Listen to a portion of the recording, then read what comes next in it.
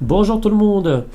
Aujourd'hui nous allons voir les nouveautés de Photoshop CC 2017. Je rappelle donc qu'il faut mettre à jour son logiciel via le Creative Cloud. Donc vous cliquez sur Creative Cloud et vous allez avoir normalement le petit bouton mise à jour ici, comme vous pouvez le voir au-dessus par exemple dans Illustrator, InDesign, etc. Vous allez l'avoir pour Photoshop 2017. Donc vous cliquez dessus, mise à jour, il va vous mettre le logiciel à jour. Et voilà, donc ensuite vous lancez le logiciel et là vous allez avoir une nouvelle petite image d'ouverture et le logiciel va se lancer. Donc qu'est-ce que nous avons de nouveau? Alors cette interface n'est pas forcément nouvelle si vous utilisez Adobe Photoshop CC, mais elle est nouvelle dans les logiciels autres Adobe qui ont été mis à jour apparemment. Ça va être le cas dans Illustrator, InDesign et sûrement Adobe Premiere, etc. Donc vous allez avoir exactement la même interface et la grande nouveauté c'est que ce qui va s'afficher ici c'est vos documents récemment réalisés. Donc par exemple si j'ai fait une mise en page dans InDesign, il va même me montrer la preview de mon fichier InDesign que j'ai réalisé précédemment. Voilà, donc autre petite nouveauté, et c'est surtout ça la grande nouveauté on va dire. C'est le bouton nouveau document qui a été complètement revu. Donc l'interface de nouveau document a été complètement revue. Donc ici, vous avez les documents récents que vous avez réalisés, les fichiers, les paramètres prédéfinis que vous avez déjà réalisés.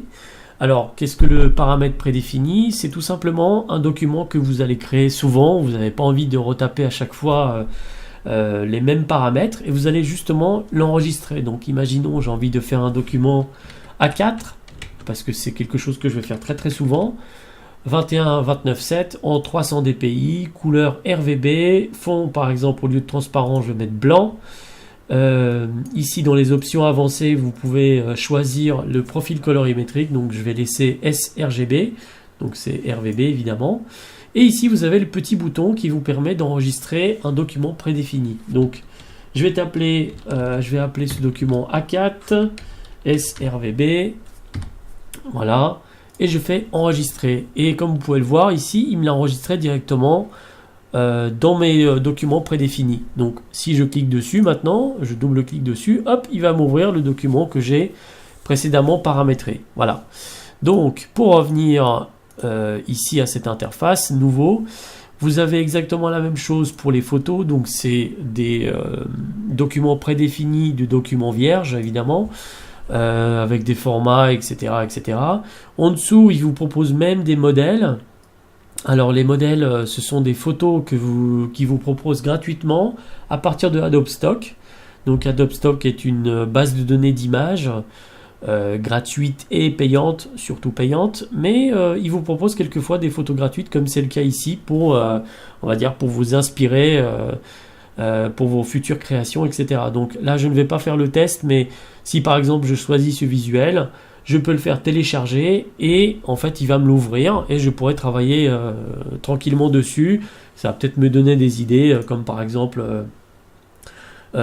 cette image là, etc. Donc là cette image pèse par exemple 9,8 mégas, donc il va télécharger les 10 mégas et il va vous ouvrir l'image directement après. C'est exactement pareil pour les documents prédéfinis en impression, illustration, web, mobile, film, etc. Et vous avez exactement la même chose juste en dessous ici. Voilà, donc voici pour cette première petite nouveauté. Je vais fermer ça. Alors, je vais ouvrir par exemple ce visuel et je vais vous montrer une petite nouveauté dans Fluidité. Alors, Fluidité a été améliorée au niveau des yeux surtout, parce que avant nous étions obligés de modifier chaque œil donc sur un nouveau calque, dupliquer le calque de base, faire la modification sur l'œil droit, ensuite dupliquer le calque de base, faire la modification sur l'œil gauche et après avec un système de masque de faire apparaître les deux photos modifiées avec les deux yeux.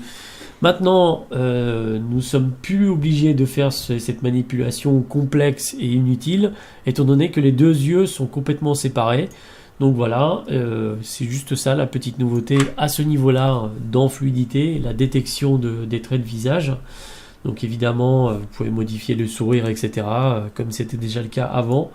Ça a été sûrement amélioré au niveau des algorithmes. Donc voilà. C'est super. Ensuite, vous avez surtout la grande nouveauté, c'est le bouton recherche. Alors, ce bouton recherche, vous le retrouvez ici en haut à droite. Qu'est-ce qu'il permet? Eh bien, il permet de faire la recherche d'outils, par exemple, ou de fonctionnalités de Photoshop directement dans la petite recherche ici. Donc, si j'ai envie justement de voir où est fluidité, je tape fluidité et il va me montrer que fluidité est dans filtre fluidité. Donc, c'est évidemment ici. Mais bien sûr, vous pouvez cliquer directement ici et il va vous lancer fluidité. Et ça fonctionne pour tout et n'importe quoi. Donc, par exemple, j'ai envie de recadrer le visage, enfin une photo. Vous tapez juste recadrer et voilà, il va vous retrouver l'outil recadrage et tout ce qui correspond en dessous. C'est très pratique pour des gens qui n'ont pas l'habitude de travailler avec Photoshop. Ça peut être vraiment très pratique pour retrouver des fonctionnalités. Ensuite, qu'est-ce qui est pratique avec cette fonction de recherche? C'est qu'il vous permet évidemment de vous montrer des formations par rapport à ça. Donc là, si je tape recadrage, évidemment, il va me montrer deux outils. Mais à côté, vous avez formation. Donc, il va vous montrer toutes les formations gratuites disponibles sur le site de Adobe par rapport à recadrage. Donc, ça peut être très très pratique également pour des gens qui connaissent pas très bien certains outils ou filtres, etc., etc. Ensuite, vous avez la recherche dans Stock. Donc là, ça va être pareil, ça va être directement une recherche sur le site de Adobe Stock. Donc, c'est des photos libres de droit, payants ou gratuits, comme je disais tout à l'heure. Donc voilà, là, je tape femme et je vais avoir des femmes, etc. Si je tape lapin, évidemment, je vais avoir des lapins, etc., etc. Donc, si je clique sur la photo, évidemment, il va me demander de l'acheter. C'est pas forcément des visuels très très chers, mais ça peut vous aider quelquefois dans vos créations, etc., etc. Voilà pour cette petite nouveauté de recherche. Donc, je rappelle, c'est le bouton ici ou le bouton qui est ici recherche, qui a été remplacé d'ailleurs. CTRL F avant, c'était disponible dans les filtres précédents, donc qui est ici. Maintenant, il est consacré au bouton recherche. Donc évidemment, vous pouvez le modifier dans les raccourcis clavier ici et revenir comme c'était précédemment si vous ne vous servez pas beaucoup de la fonction recherche. Autre petite nouveauté, comme vous pouvez le voir ici par exemple, mon fond est bleu au niveau de la sélection. Donc si je crée un nouveau calque, vous voyez que la sélection en surbrillance est bleue. Alors comment j'ai réalisé ça? Eh bien c'est une petite nouveauté aussi. Petite mais très pratique parce qu'on voit quand même beaucoup mieux ce qui est sélectionné. Je vais dans édition, préférences, interface et là vous avez évidemment l'apparence de Photoshop. Donc vous pouvez créer une interface très très blanche ou très très noire ou gris ou ce que vous voulez. Et c'est ici au niveau de la couleur des tons clairs que vous pouvez modifier. Donc par défaut, c'est un espèce de gris beaucoup plus clair qu'on ne voit pas très bien quand il y a beaucoup de calques et surtout quand ils sont plus petits. Et maintenant, vous pouvez mettre en bleu qui est beaucoup plus lisible, donc vraiment beaucoup plus sympa. Je trouve ça vraiment très très très très, très bien. Hop, donc voilà une petite nouveauté. Autre petite nouveauté, c'est au niveau du texte. Alors, ce qui était très très embêtant jusqu'à maintenant, c'est si j'avais du texte tapé dans Photoshop.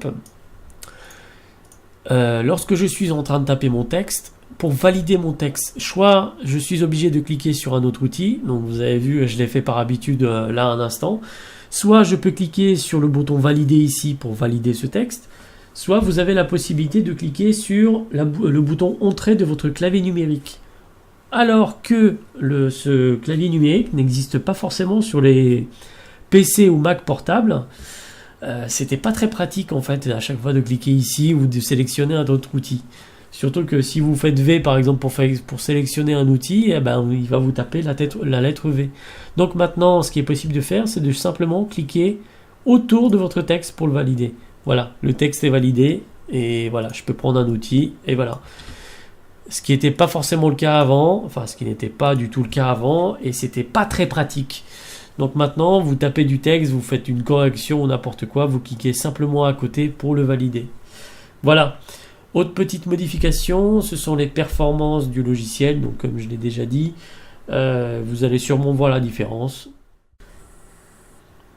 Voilà les amis, c'est fini pour ces nouveautés de Photoshop CC 2017. Je vous invite évidemment à partager ma vidéo, à vous abonner à ma chaîne YouTube, à ma page Facebook, à me poser des questions. J'y répondrai avec plaisir. Allez, salut, à la prochaine!